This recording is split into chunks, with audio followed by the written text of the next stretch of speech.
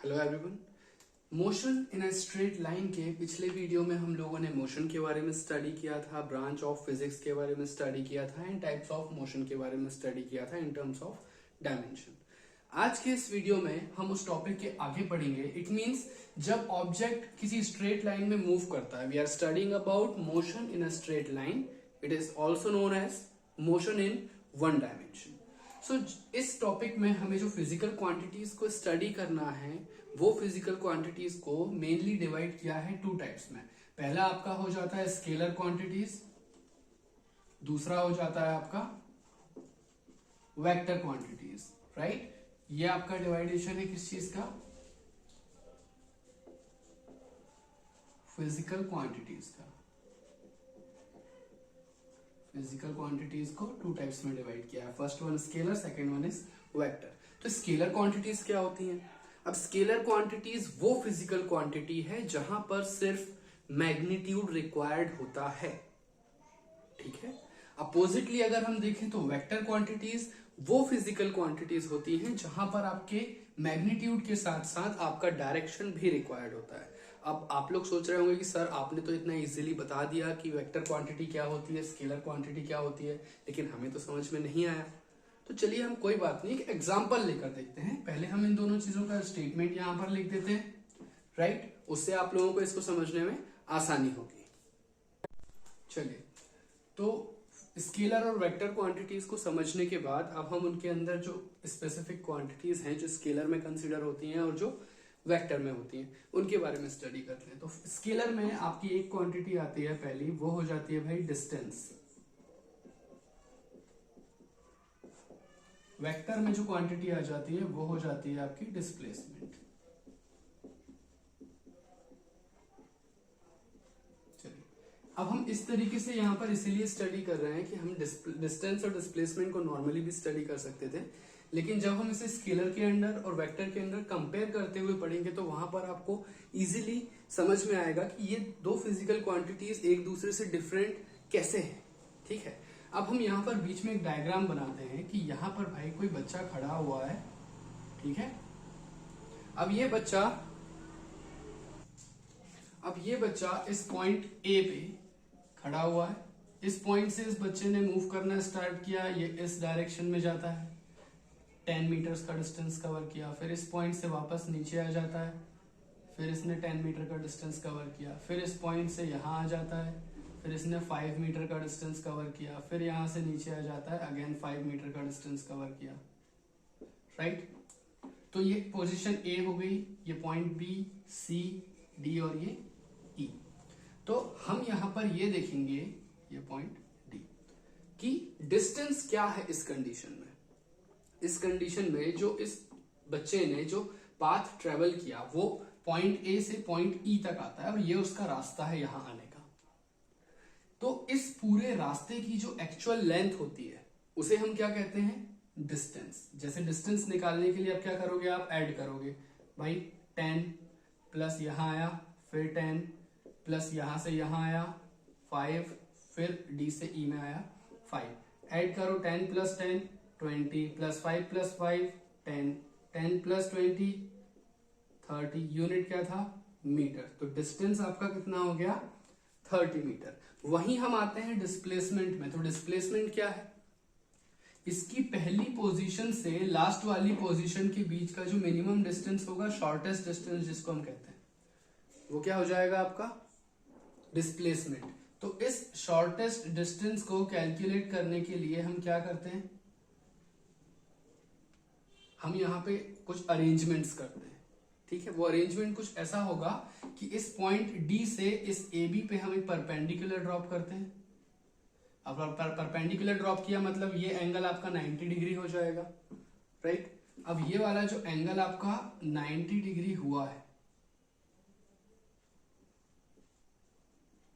तो ये जो एंगल है, ये जो ट्राइंगल है वो आपका राइट एंगल ट्राइंगल बन जाता है। इस राइट एंगल ट्राइंगल में आप क्या लगा सकते हो? पाइथागोरस थ्योरम लगा सकते हो, ठीक है। अब इस ट्राइंगल को आप लोगों को थोड़ा सा अनकंफर्टेबल हो रहा होगा तो इसे अपोजिटली बना देते हैं, उल्टा कर देते हैं। मतलब ये उल्टा है, सीधा हो जाएगा। ये देखिए, ये ऐसा ट्राइंगल बनेगा, ये आपका पॉइंट ई है, ये आपने इसको पॉइंट O दे दिया यहाँ पे, और ये आपका पॉइंट A था। ये आपका एंगल है 90 डिग्री का। ये जो आपका साइड है ये A से E का डिस्टेंस, ये आपको कैलकुलेट करना है। AO ये आपके पास अभी है नहीं फिलहाल, और O से E तक का जो डिस्टेंस है, मतलब O से E, ये निकालना है। अब यहां पर जो ये शेप बन रहा है, मतलब DCBO, ये रेक्टेंगल है। As per the properties rectangle के अपोजिट साइड्स इक्वल होते हैं। अगर ये वाला 5 मीटर है तो ऊपर वाला ये भी कितना हो जाएगा, 5 मीटर। ये 10 मीटर्स है तो ये वाला भी कितना हो जाएगा, 10 मीटर्स। अब आप यहां पर ध्यान से देखेंगे कि D से O 10 मीटर है और D से E 5 मीटर्स है, तो E से O टोटल आपका ये वाला साइड कितना हो जाएगा, 15 मीटर्स। फिर आप यहां पर देखेंगे A और B टोटल आपका कितना था, 10 मीटर्स था। अब 10 मीटर में आपका ये वाला O से B 5 मीटर हो गया, तो बचा वाला साइड जो OA है तो वो आपका कितना हो जाएगा, 5 मीटर्स।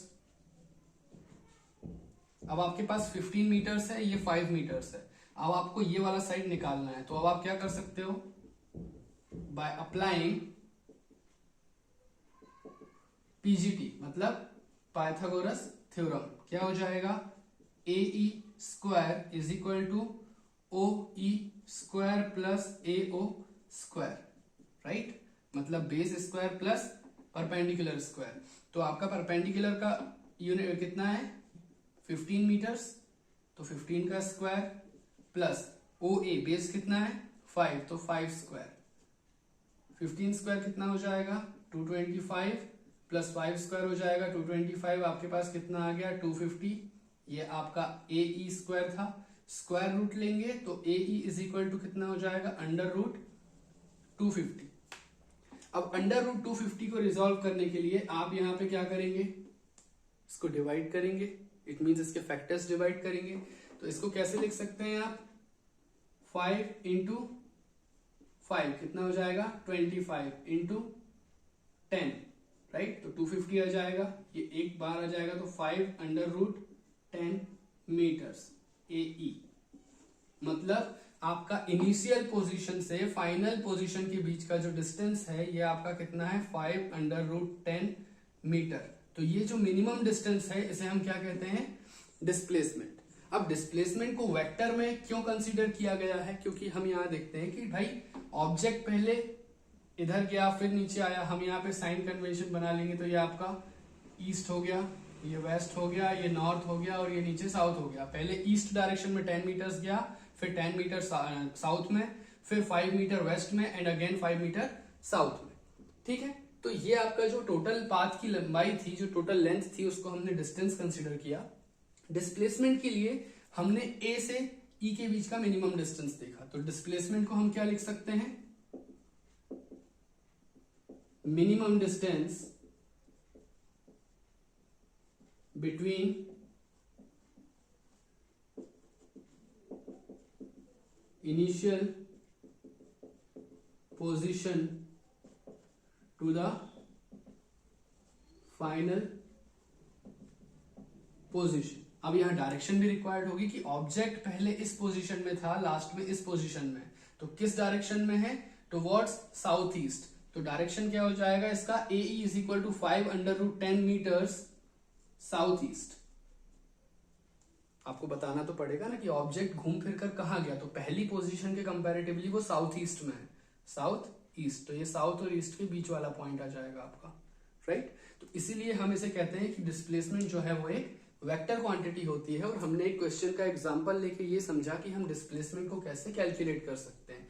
डिस्टेंस का डेफिनेशन हमने लिखा नहीं है, तो डिस्टेंस को हम लिख सकते हैं the total length of path, the total length of path covered by an object is known as distance, right। या फिर आप इसको क्या लिख सकते हो, actual length of path, actual length of path, it can be known as distance.